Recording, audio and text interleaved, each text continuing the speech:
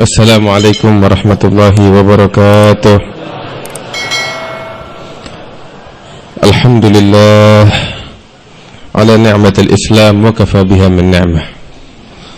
Allahumma salli wa sallim mubarak wa karrim ala sayyidina Muhammadin wa ala alihi wa sahbihi wa tabi'ina lahum bi ihsan ila yaumiddin, amma ba'du. Alhamdulillah, para habaib, para kiai, para asatidzah, wabil khusus orang tua kita, guru kita, ad-da'i ilallah Al-Habib Abdurrahman bin Muhammad bin Ali bin Abdurrahman Al-Habashi, dan segenap keluarga besar Al-Imam Al-Arif Billah Al-Habib Ali bin Abdurrahman Al-Habashi, yang mudah-mudahan diberikan keberkahan oleh Allah, diberikan kesehatan oleh Allah subhanahu wa ta'ala. Hadirin wal hadirat yang dimuliakan oleh Allah, betapa banyak nikmat yang Allah berikan kepada kita. Namun karena kita udah terbiasa dengan nikmat yang Allah kasih bahkan kita, sehingga kita nggak sadar akan nikmat yang Allah berikan kepada kita sekalian. Hadirin yang dimuliakan oleh Allah subhanahu wa ta'ala, perlu dari kita banyak merenung, berfikir atas nikmat-nikmat yang Allah berikan kepada kita sekalian. Hadirin yang dimuliakan oleh Allah subhanahu wa ta'ala, coba renungkan, coba fikirkan. Ketika, ini cuma sebagai contoh aja, saat ini banyak saudara-saudara kita yang tertiban musibah. Beberapa waktu lalu yang kebanjiran. Saat ini dalam waktu dekat beberapa hari lalu gunung meletus. Keadaan mereka begitu sulit. Mereka meninggalkan kampung halaman mereka ke tempat pengungsian dalam keadaan yang berat, dalam keadaan yang susah. Mau cari pakaian kagak ada, mau cari makanan kagak ada. Mau makan, mau minum nggak bisa, kadang mesti ngantri, kadang berhari-hari nggak makan nggak minum. Keadaan berat. Itu orang lain. Coba bayangin kalau kita yang ngalamin itu semua.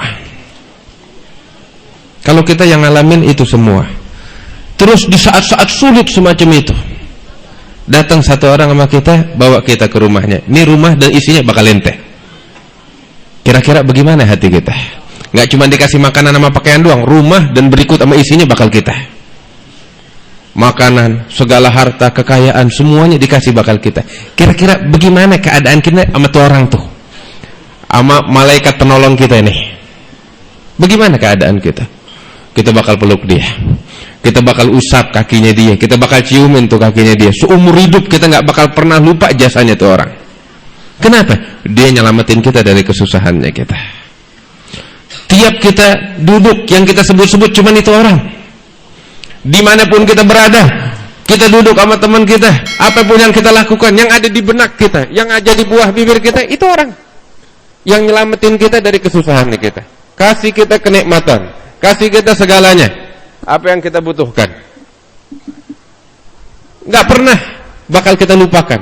Dan kita bakal wasiat sama anak-anak kita, jangan lupain tuh orang, jangan lupain anak keturunannya. Dia udah baik sama kita, dia yang nyelamatin kita dari kesusahan. Hadirin yang dimuliakan Allah, ini keadaan kita sama manusia. Tapi demi Allah, apa yang manusia kasih bakal kita nggak ada artinya. Semuanya bersumber dari Allah subhanahu wa ta'ala. Wa ma bikum min ni'matin fa min Allah. Segala kenikmatan yang kita rasakan, dari mana sumbernya? Dari mana sumbernya? Dari Allah subhanahu wa ta'ala. Nah, yang mesti kita tanyakan, bagaimana keadaan kita sama Allah? Kita sama manusia yang baik sama kita begini. Nah, kita sama Allah bagaimana? Sumber segala nikmat datangnya dari Dia. Ini yang harus kita perbaiki. Makanya kita sekarang sadar bagaimana diri kita sama Allah, betapa kurangnya kita syukur sama Allah. Selalu kita lupa, nggak pernah kita sebut Allah kecuali sedikit. Kita dapat nikmat hanya bisa bangga dan sombong, tapi lupa sama yang memberikan itu nikmat siapa. Orang yang membantu kita itu yang barusan saya ceritain, kalau ada yang menodai dia, kita bakal marah, kita bakal belain dia habis-habisan. Tapi Allah yang kasih kita segala nikmat, ajarannya dinodai. Syariat Allah subhanahu wa ta'ala terbengkalai. Biasa aja, nggak tergerak apapun di hati kita. Kenapa? Sebab kita nggak sadar, kita lupa, kita lalai atas nikmat yang Allah kasih bakal kita. Makanya Allah sendiri nyatakan di dalam Al-Quran, wa qalilun min ibadiyah asyakur. Sedikit dari hambaku yang kenal syukur kepadaku, kata Allah Subhanahu wa ta'ala. Sebab ini kenyataannya kita lihat. Sedikit dari hambaku yang mengenal syukur, kata Allah Subhanahu wa ta'ala. Mudah-mudahan kita jadi orang yang selalu bersyukur kepada Allah. Makanya Sayyidina Abdullah bin Abbas radhiyallahu ta'ala anhu ardah, satu kali ketika dia lagi tawaf di Ka'bah, dia doa sama Allah. Dalam doanya dia bilang, Allahumma ja'alni minal ghalil. Enggak ada lagi dia baca doa-doa lain waktu tawaf kecuali itu doang. Dia bilang, ya Allah, jadikan saya kelompok sedikit, jadikan saya sebagai orang yang sedikit. Ya Rabb, jadikan saya orang yang sedikit. Begitu aja. Ada satu orang dengar begitu heran. Abdullah bin Abbas tawaf doanya cuma itu aja. Ini doa nggak pernah kita dengar. Apa yang dia maksud? Maka itu orang-orang datang ke Sayyidina Abdullah bin Abbas setelah dia menyelesaikan tawafnya. Dia bilang, wahai sahabat Rasulullah, wahai ibn ammi Rasulullah, engkau dari tadi tawaf, engkau nggak baca doa apa-apa kecuali itu, doa yang asing bakal kita. Engkau minta sama Allah supaya dijadikan sebagai orang yang sedikit. Apa masukmu? Maka beliau mengatakan, wahai teman-temanku, tidakkah engkau mendengar firman Allah yang berbunyi, wa qalilun min ibadiy syakur, sedikit dari hambaku yang mengenal syukur. Aku ingin menjadi orang yang sedikit tersebut, kata Sayyidina Abdullah bin Abbas. Hadirin yang dimuliakan oleh Allah Subhanahu wa ta'ala, perlu dari kita. Sayyidina Al-Habib Abdullah bin Ali Al-Haddad di dalam kitab Risalatul Mu'awalah, beliau ngajarin kita, beliau mengajarkan kita satu amalan. Hendaknya kita itu atur sesaat dari hidup kita. 24 jam berlalu, kita biar punya saat-saat berduaan dengan Allah Subhanahu wa ta'ala. Waktu kita berlalu banyak, kita bisa duduk depan televisi kita berjam-jam. Waktu kita berlalu banyak, kita bisa duduk sama teman-teman kita berjam-jam. Dengan pekerjaan kita berjam-jam. Tapi dengan Allah bagaimana kita? Kadang di waktu sujudnya kita, yang di benak kita bukan Allah. Di waktu sujudnya kita,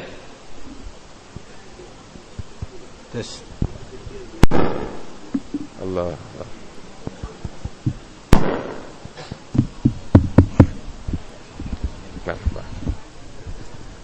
Kadang di waktu sujudnya kita, yang ada di benaknya kita bukan Allah Subhanahu wa ta'ala. Walhasil kita tahu kurangnya kita. Cuman intinya, kata Habib Abdullah Haddad, mesti ada sesaat dari hidup kita tuh sendirian, kita hanya untuk Allah Subhanahu wa ta'ala, munajat sama Allah. Di antara yang kita lakukan saat kita sendirian, kita duduk renungin nikmat yang Allah berikan kepada kita. Renungkan, kita mikir nikmat banyak dari Allah.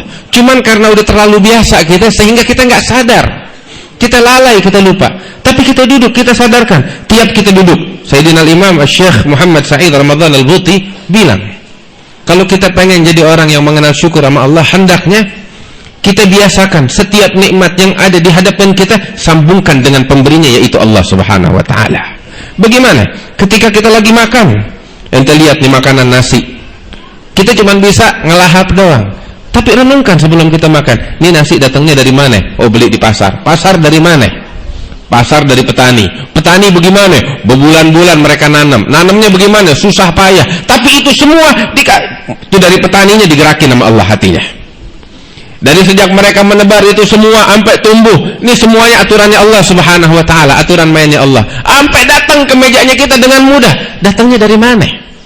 Allah Subhanahu wa ta'ala. Saya tanya, kalau ada manusia, ya, tuh pernah nih, dia nanam bakal kita berbulan-bulan, terus dia panen, dia siapin, dia masakin bakal kita tuh, bagaimana keadaan kita sama tuh orang? Nah, ada Allah Subhanahu wa ta'ala. Renungin, ini nikmat datangnya dari Allah. Makan makanan enak, buah-buahan, pikirin datangnya dari mana? Dari Allah. Makanya tadi dibahas oleh Al-Habib Abdullah Haddad, Allah suka dari hambanya ketika dia memakan suatu makanan, suapan, terus setelah dia makan, dia bersyukur kepada Allah, dia ucapkan Alhamdulillah.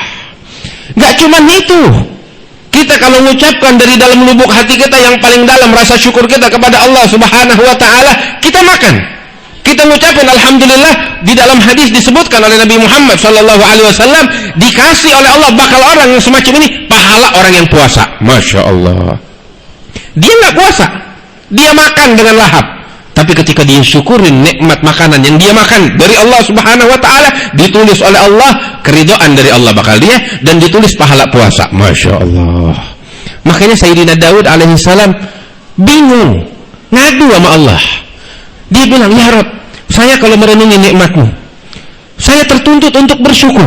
Ketika saya bersyukur kepadamu dengan mengucapkan alhamdulillah atau bentuk syukur apapun, itu semua saya bisa bersyukur kepadamu. Tiada lain saya mampu bersyukur adalah nikmat darimu ya Allah. Engkau yang menggerakkan hatiku. Nikmat saya bisa bersyukur, perlu saya syukurin lagi. Ketika saya bersyukur untuk nikmat tersebut, merupakan nikmat lagi dari Allah. Bagaimana saya bisa bersyukur kalau begini? Tiap kali saya bersyukur itu merupakan nikmat yang perlu saya syukuri. Maka Allah bilang sama Sayyidina Daud alaihissalam, ya Daud, perasaanmu yang semacam ini, engkau mengakui keterbatasanmu, ketidakmampuanmu untuk bersyukur kepada Allah, dan engkau merasa malu, itu udah cukup bagiku sebagai rasa syukurmu atas nikmat yang aku berikan, kata Allah. Makanya dikatakan al-ajaz an darkil idraku.